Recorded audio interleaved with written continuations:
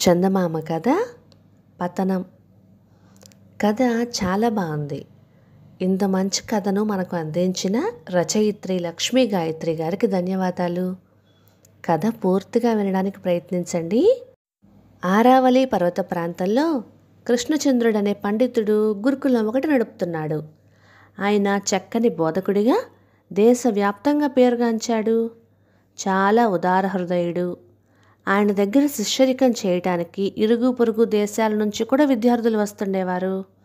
ఒకనాటి సాయంకాలం గురుకులంలోని చెట్టు వద్ద ఏదో కలకలం వినిపించి కృష్ణచంద్రుడు అటుగా వెళ్ళి చూశాడు. అక్కడ ఒక విద్యార్థిని మరొక నలుగురు విద్యార్థులు దండిస్తున్నారు. వాళ్ళను సంగతి ఏమిటని అడిగాడు కృష్ణచంద్రుడు. అప్పుడు ఒక విద్యార్థి ముందుకు వచ్చి, మేము దాచుకుంటున్న మామిడి పండ్లను ఇతడు రోజు దొంగతనంగా తింటున్నాడు స్వామి, అడిగి తీసుకోమని చెప్పాము, అయినా వినలేదు, ఇంకా చిన్న చిన్న దొంగతనాలు కూడా చేస్తుంటాడు అన్నాడు. కృష్ణచంద్రుడు దోషి అయిన విద్యార్థి కేసు చూశాడు. వాడు తల వంచుకొని నేల చూపులు చూస్తున్నాడు. ఆయన అక్కడి నుంచి వెనుదిరుగుతూ శిష్యులందరినీ తన వెంట రమ్మన్నాడు.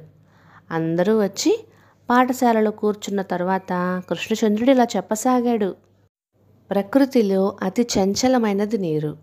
ఏమాత్రం సందు దొరికినా అధోముఖంగా పయనించడానికే ప్రయత్నిస్తుంది. పతనం కూడా నీటిలాంటిదే. మనిషి మనస్సు ఏమాత్రం బలహీనమైనా అది పతనం వైపుకే మొగ్గుతుంది.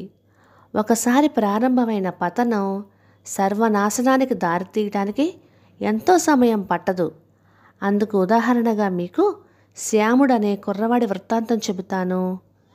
శ్యామలుడు స్వతహాగా తెలివైనవాడు, కానీ చెడు సావాసాల వల్ల ఎందుకు పనికిరానివాడుగా తయారయ్యాడు. తల్లిదండ్రులు ఇతర పెద్దలు చేసే సద్బోధలు వాడి చెవులకు కంటకంగా ఉండేవి. చదువు మానివేసి స్నేహితులతో కలిసి చెడు తిరుగులు తిరుగుతుండేవాడు. నెమ్మదిగా వాడికి చిల్లర దొంగతనాలు కూడా అలవాటైనాయి. శ్యామలుడు ఉంటున్న దేశపు రాజు గొప్ప దేవి భక్తుడు. ఆయన చాలా ధనవ్యయం చేసి ఒక దేవి ఆలయం కట్టించాడు. ఆలయం పాలరాతితో కట్టబడింది. దేవి విగ్రహానికి అనేక బంగారు ఆభరణాలు చేయించాడు. వాటన్నింటిలోకి విలువైనది ఒక నవరత్న హారం. దానికి మధ్యలో ఒక అమూల్యమైన వజ్రం అమర్చబడి ఉన్నది.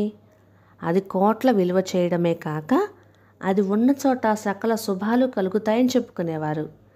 ఆ దేవికి ప్రతి సంవత్సరం 9 రోజుల పాటు అతి వైభవంగా ఉత్సవాలు జరుగుతుండేవి. ఆ ఉత్సవాలకు దేశ దేశాల నుంచి ప్రజలు, ముఖ్య అధికారులు, రాజులు వచ్చేవారు. ఒకసారి అలా ఉత్సవాలకు వచ్చిన పరరాజు కాలనాథుడికి దేవి మెడలోని కాంతులు విరజమ్ముతున్న నవరత్న హారం కంటపడి మతిపోయినంత పనైంది. ఆ హారంలోని వజ్రం విలువ కూడా అతడికి తెలియవచ్చింది. ఉత్సవాలు ముగియగానే కాలనాథుడు తన దేశం తిరిగి వెళ్ళాడు. కొద్ది రోజుల తర్వాత ఆ హారాన్ని అపహరించి తెమ్మని తన ముఖ్య చారుల్లో ఒకరిని పంపాడు. కాలనాథుడు ఆశ చూపిన బహుమతికి లొంగిపోయిన ఆ చారుడు దేవి ఆలయానికి వచ్చి పూజారిని కలుసుకున్నాడు. అప్పుడు చారుడు ఎరచూపిన ధనానికి పూజారి కూడా లొంగిపోయాడు. ఇద్దరూ కలిసి మర్నాటి రాత్రి హారాన్ని అపహరించడానికి నిశ్చయించుకున్నారు. సరిగ్గా అదే రాత్రి శ్యామలుడు చాలాసేపు స్నేహితులతో తిరిగి ఇంటికి వస్తూ దాహం తీర్చుకోవడానికి ఆలయం దగ్గర ఉన్న కోనేటి దగ్గర ఆగాడు. ఆ సమయంలో దూరంగా పూజారి, చారుడు వస్తూ వాడికి కనిపించారు. అంత అర్ధరాత్రి వేళ పూజారి ఆలయానికి ఎందుకు వస్తున్నాడో శ్యామలుడికి అర్థం కాలేదు. పూజారిని గురించి ఏదో అనుమానం కలిగి వాడు చప్పున ఆలయంలోకి వెళ్ళి గర్భగుడి పక్కన చీకట్లో నక్కాడు.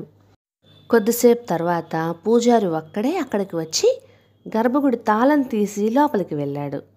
కొద్దిసేపు ఆగి శ్యామలుడు కూడా గర్భగుడిలోకి వెళ్ళి పూజారి వెనకగా నిలబడి, ఏం చేస్తున్నావు పూజారి అన్నాడు.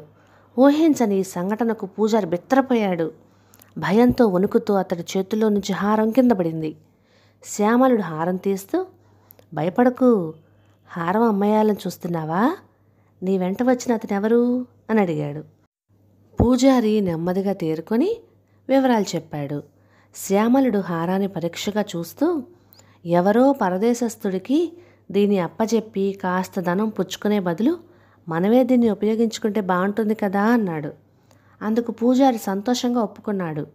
వెంటనే ఇద్దరూ హారం తీసుకుని గర్భగుడికి జాగ్రత్తగా తాళం వేసి నిశ్శబ్దంగా బయటకు వచ్చి అక్కడ కాపలా కాస్తున్న చారుడి తలపై బలంగా మోదారు.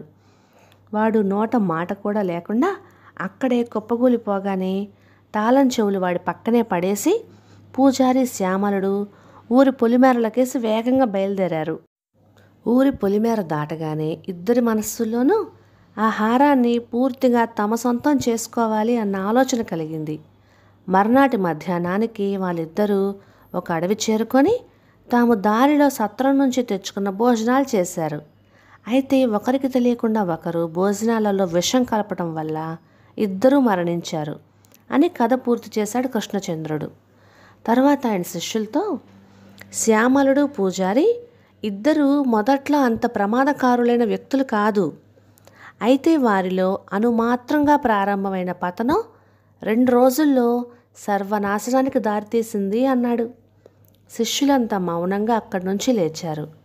దొంగతనం చేసిన విద్యార్థి కన్నీటితో కృష్ణచంద్రుడికి నమస్కరిస్తూ, నా పతనం నాకు అర్థమైంది స్వామి, ఇక ఎప్పుడూ ఇటువంటి పనులు చెయ్యను అన్నాడు. శిష్యులంతా వెళ్ళిపోయాక కృష్ణచంద్రుడు వెనుదిరిగేసరికి ఆయన భార్య కళ్ళనీళ్ళు తుడుచుకుంటూ, ఈ విద్యార్థి బాగుపడినట్లే, కానీ పాపం శ్యామలుడు పూజారి దురదృష్టవంతులు అన్నది. కృష్ణచంద్రుడు నవ్వి, పూజారి దురదృష్టవంతుడే కానీ శ్యామలుడు మాత్రం కాదు అన్నాడు. అదేమిటి అన్నది భార్య ఆశ్చర్యపోతూ. శ్యామలుడు వెంటనే చనిపోలేదు. వార్ధక్యంలో విషప్రయోగం వల్ల ముందుగా పూజారి చనిపోయాడు. శ్యామలుడు చావు బతుకుల మధ్య కొట్టుకుంటుండగా ఆయుర్వేదంలో మహామంత్రవేత్త అయిన ఒక ధర్మాత్ముడు అతన్ని రక్షించాడు. అతని కథ అంతా విని కూడా అతన్ని అసహించుకోకుండా జ్ఞానభిక్ష పెట్టాడు అన్నాడు కృష్ణచంద్రుడు. ఒకరోజు తేడాలో శ్యామలుడు 2 చావులకు కారకుడయ్యాడు. ఆ పాపాలకు ఏదో కొంత ప్రాయశ్చిత్తం జరిగి ఉంటే ధర్మం అనిపించుకునేది అన్నది కృష్ణచంద్రుడి భార్య. అందుకు కృష్ణచంద్రుడు, అలాంటి ప్రాయశ్చిత్తం జరగకపోలేదు. ఆయన శ్యామలుణ్ణి శిష్యుడిగా స్వీకరించిన 1 సంవత్సరం పాటు అతనికి గురుకులంలో నివాసార్హత కలిగించలేదు. శ్యామలుడు గురుకులానికి దాపులనున్న ఒక చీకటి కొండ గుహలో సంవత్సర కాలం గడపవలసి వచ్చింది. ఏవైతేనేం స్వతహాగా తెలివిమంతుడైన అతడు ఆ మహాత్ముడి వద్ద జ్ఞానార్జన చేసి కృష్ణచంద్రుడయ్యాడు అన్నాడు. శ్యామలుడా మీరు అంటూ కృష్ణచంద్రుడి భార్య నివ్వెరపోయి, మరి ఆ నవరత్న హారం ఏమైంది అని అడిగింది. అది వెంటనే రాజుగారికి చేర్చబడింది. మా గురువు కారణంగా నేను శిక్షకు గురి కాలేదు. అధోముఖంగా పయనించే నన్ను ఊర్ధ్వాభిముఖంగా కీర్తి శిఖరాన్ని అందుకునేలాగా చేసి ఆ మహాత్ముడు నాకు పునర్జన్మ ప్రసాదించాడు. ఆయన శిష్యరికం లభించడం నా భాగ్యం అన్నాడు కృష్ణచంద్రుడు. జీవితంలో పతనం అంటూ మొదలైతే అది సర్వనాశనానికి దారితీస్తుంది. అందరూ కృష్ణచంద్రుడి అంతటి అదృష్టవంతులు కాలేరు కదా. కథ సమాప్తం. ఇక ఈ కథ మీకు నచ్చినట్లయితే ఇలాంటి మరెన్నో తెలుగు చిట్టిపొట్టి కథల కోసం please like, share and subscribe to my channel. Thank you.